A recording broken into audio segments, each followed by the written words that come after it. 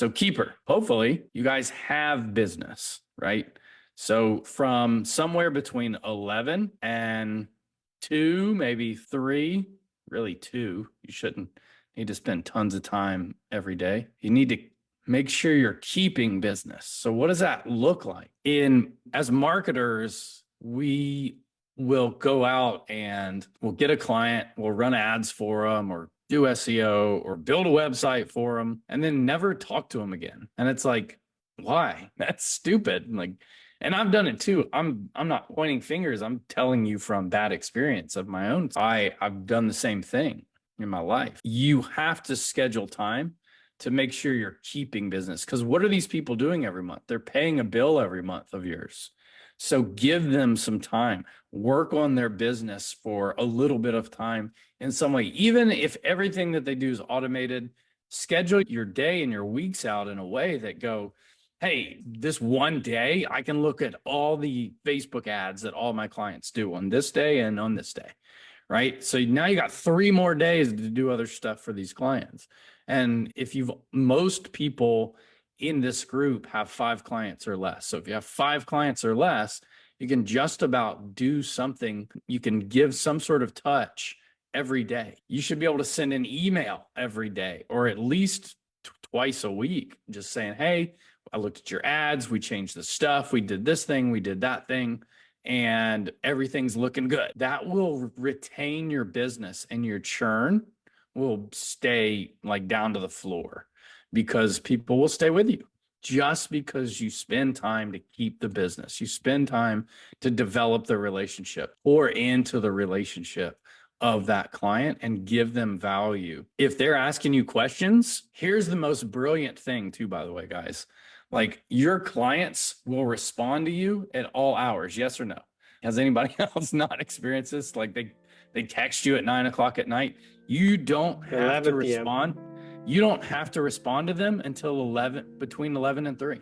Just wait till 11 and 3. You will train them like a dog. They will start to message you between 11 and 3 when you respond back every day, every time when 11 and 3. And your client will be like, oh, they won't even know that they're doing it. Like they'll think about you and a question to ask you between these times because every other time they communicated with you, you didn't respond back. And it's not that you're disingenuous or it's not that their thing is urgent. Unless their face is melting off, it's not that urgent. Like we're just doing marketing here. Like we're not dropping nuclear bombs. All that needs to happen, if someone is upset or something broke or an ad went down, or their website is fully upside down that you just built them, or they deleted everything, none of it is an emergent. None of it is a nuclear bomb. All of it can happen between 11 and 3 to fix, okay? The next day. Or if they messaged you at 9 in the morning, 11 and 3, that's my time. And you just block that time off to keep your clients happy, to keep the relationship smooth with that person. And you should be able to do that by yourself up to maybe 15 or even 20. If you're a hustler, you could potentially handle 10 to 20 clients yourself if you structure stuff and if you work all day and put in the time and stay structured. So you could handle on your own 10 clients by yourself if you had a system and you were fulfilling the same way every time and this client was the same every time. So 10 to 20 clients, you could handle them every day, Monday through Friday between 11 and 3 and keep the business and keep the relationship. And sometimes that's just sending an email and you can automate those. You can figure out ways to automate that keeper touch that keeps them engaged, that makes them know that you're thinking about them and that you've worked on their business today. Because damn sure they got up and worked on their business, right? And they're paying you to do the same.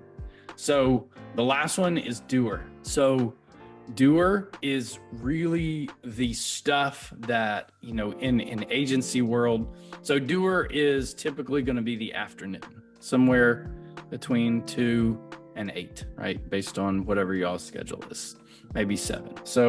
And doer is setting up sites, building funnels, making sure things are connected inside of it's the less emergent things that still need to happen. It's put out your fires here, and then all the stuff that needs to get done. Schedule onboardings from 2 to 8. Don't do onboardings at 11 in the morning.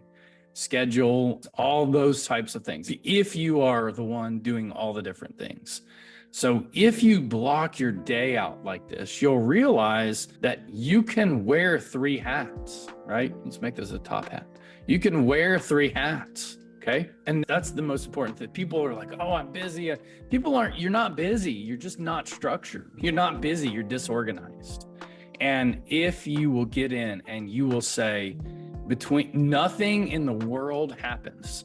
I don't go to breakfast with my friends. I don't watch TV. Whatever it is, whatever emergent thing that you decide to go let in, pick a time. Honestly, you could do this for an hour. It doesn't have to be like 3 hours or something. And pick an hour or 2 every single day and go for 2 hours from 9 to 11 or 8 to 10. I'm just going to go get business. And then if between 10 and 11 or 10 and 12, I want to screw around or take a break or go like ride bikes with my kid, go do that. And then come back and get ads set up or build new images for ads or accounts for new clients or build new emails or finish stuff for short form content that you were making or check out your own ad or make sure your cold emails are working. All the stuff that is the doer stuff. All the stuff that typically we just intermittently do throughout the day, try and push that to the end of the day so that you take care of your future business, your current business, and then do the shit that that most people do first and just intermittently all day that isn't income producing. See, this box comes last because it's not income producing. And most people just want to focus on being doers. Yeah, I'm doing a lot. I'm busy. Like, sounds like you're broke. Like, if you're busy, you're broke. Like, you shouldn't be. Busy should happen during a period of 2 hours, maybe 3 every day. And you just be like, hey, when is your work time? This is how it should look. And then whatever these tasks are, your task list should be getting done at the end of the day. Most of us here as entrepreneurs, task-focused individuals. We're not people-focused. We like people. We want to help people, but we're not. Most of us watching this aren't typically like sitting around and having minute conversations with people about random stuff. We're task-focused. Being an entrepreneur, it's just a skill set that you have. I don't know why I'm making these settlement hats from Thanksgiving. So maybe I want turkey. So that's it. That's finder, keeper, doer. I like to look for entrepreneurs. I like to look for people outside of our space. I will always want to find fresh and relevant inspiration for myself, for my business. And this actually comes from Ryan Serhant. He wrote a book. He wrote a new book called Brand It Like, and it's probably worth going and getting a read. He's got another great book that I think you guys would benefit called Big Money Energy. And it helps you get around people that help you think bigger, read people's stuff, and get inspired by people that help you get a bigger vision for your business, for yourself, whatever it is, that just make you want to step up. If I do that for you guys, awesome. If not, that's okay, because I can teach you strategy. But ultimately, you want to have those people around you too, that make you want to be more professional, that make you want to work harder. And this actually comes from his stuff. He actually teaches this to real estate agents. But for me, I feel like this works for every business owner. So I wanted to share it with you guys. It's not something that any marketing person will ever show you, because I look for inspiration and mentorship from several different ways. So anyway, so there it is. There's the FKD platform. If you will adopt that and into your business on accident, you'll be successful. Like, even if you just get it all wrong and you just keep doing F and K and D. But so on the last part that I didn't talk about, that I will talk about, is F is finder, K is keeper, D is doer. So you can hire somebody for each one of those roles, right? If I'm finder, who can I hire that finds business? Can I get setters? Can I get salespeople, right? Keepers, Our managers, our success manager people are people that are keeping the business and keeping the relationship with my clients going. And then doers are people who are going to do the tasks. So ultimately, you could hire 3 people to do all of those, and you wouldn't have to do any of them except manage them. That's the cool thing about this business, is literally you're 3 people away from working yourself out of the job, done correctly. So there you go. There is Finder, Keeper, Doer. What do you guys think about that? Any kind of feedback from my live audience? I don't know who's watching or who will watch, so I don't even know if we're actually live, be honest with you. It says it's live, but I don't know if I trust that or not. I like how GHL allows you to integrate 2 different calendars and then just look at everything and making sure that you don't get overbooked or double booked. But I like the structure of doing the right things at the right time and sticking to it, being consistent with it. Consistency is key, right? Content plus consistency equals success. I always say that. So yeah, that's it. I love it. I love it. You mentioned owners or founders of our own businesses. Oh, exactly everything that we got to do. But you said that we can still take care of like 10 to 20 clients. Is that a true statement? Absolutely. Yeah. If you have structure and you have SOPs, operating procedures clearly defined, and you have a structure where you essentially do the same thing for each client in very similar or the same way each time, you should be able to handle 10 clients no problem. Because especially if you're using things like UpHex and you're using high level and you're using the way I teach it, you can potentially manage it having yourself there managing the people, as long as you build structure in your day where you have that period of time. And I used to go into my Google Calendar and just block it off. Like, people could book calls with me. Like, I just had periods of time during the day where I'm going to do this part of my business for a little while. So right up until I was like, really I just want to hire somebody because we have funds and I don't want to do that anymore. And then that allows you to figure out what hats that you want to get rid of first. What do you like to do? Do you like to find new business? Do you like to be the doer? Do you like to be the keeper? Some people will want to hold on. I loved doing sales calls. After we were doing 6, 7 a day, I didn't. But like when up to about 15 or 20 a month, I was okay. But when we started doing 15 a week, it was like, okay, no, I don't want to do this anymore.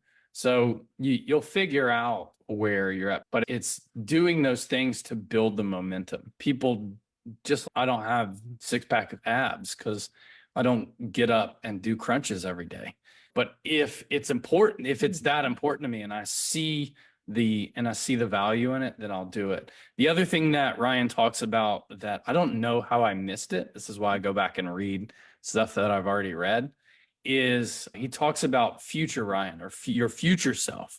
And I've never thought about it this way. Maybe you guys have, but I thought this was really valuable, so I'll share it as well. Is today I'm working towards future Derek and future Derek's business. What does future Derek's business do? And what does future Derek's business look like?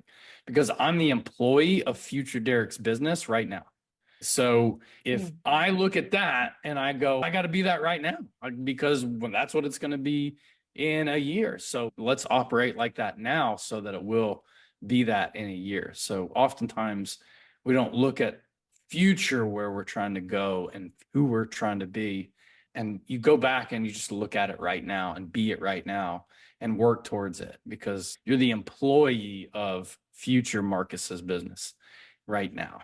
And you just work as if that future business exists right now, and you will be successful just from that. I think that one mindset alone will probably shatter people and break stuff from people, so that they'll be like, oh, here's where I'm at now, but that doesn't matter because I'm this person in the future, and then I'm going to go ahead and work for them now. And if your pipeline is full today, sales are going to be happening in 3 to 6 months on average. But what do you have to do to get it full first? And in my wife's network marketing business, I always said that, you want to make $100,000, it's pretty easy. Just contact 20 new people every day consistently for 365 days and do the math at the end of the year. How many people are there? like 700. It's just I mean, momentum. 7,000, 7,500, 7,500. That's a lot of people, right? Yes. But most people want to try and do 100 in one day and take 5 days off. Yeah, no, it's popcorn, right? So you gotta let the microwave fit. Excuse me. That is it. So I'll teach his follow-up principles that he teaches. You can get his book and learn it, which is the popcorn effect of you got to follow up for the business to pop. We'll talk about I that. read his book and I just watched his Netflix show like during this COVID Oh, did you? situation. Okay. Yeah, No, it's great. It was the first I've time been- I actually saw him like on video. He's awesome. He's really yeah. good. I first got his first book, Sell It Like Sir Hant, like back Yeah, in, that one. and I was like, oh, this is interesting. I'm down to read Sell and listen to it. So if I can listen to it on Audible, and if the person that wrote it reads it, and I know, and I've heard their voice on like social media or content, and they're reading it, like I'll listen to it, and I don't know, something about me really likes that. But what Yeah. I found when I like he had some cool sales stuff. I'm always trying to pick up sales stuff, but he was a really good storyteller, and I really enjoyed his book because he just told really good stories. When his other ones came out, I was like, yeah, I've been consuming his stuff for years, not from whatever the show thing or whatever he does, but just Yeah. he teaches entrepreneur stuff. And I was like, all right, cool. Because Yeah. he is one. The You know, one it's- nugget about selling like Sirhan is keeping the relationships, keeping in touch with people, like even it. making yourself available to walk the kids to school if necessary. Because when Yeah. people need your services, who are they going to think about? Only because you develop Right. that relationship. So it's like simple math, right? Like a simple concept. Yeah. And that's what I talk about too with the Disney effect. It's not just for the people that are outside of the gates, but it's the experience that you give inside of your agency or inside of working with you that people get, that lets them really feel like, all right, this is good stuff. So you want to intentionally be able to give value as much as you can and just be there and be available for your clients. And it just only good things come out of that. If you avoid them, only bad things will come out of that. It just is what it is. No, just be like, I can't ever get a hold of Derek, but sure is awesome. It just doesn't work like that. Just understanding those principles.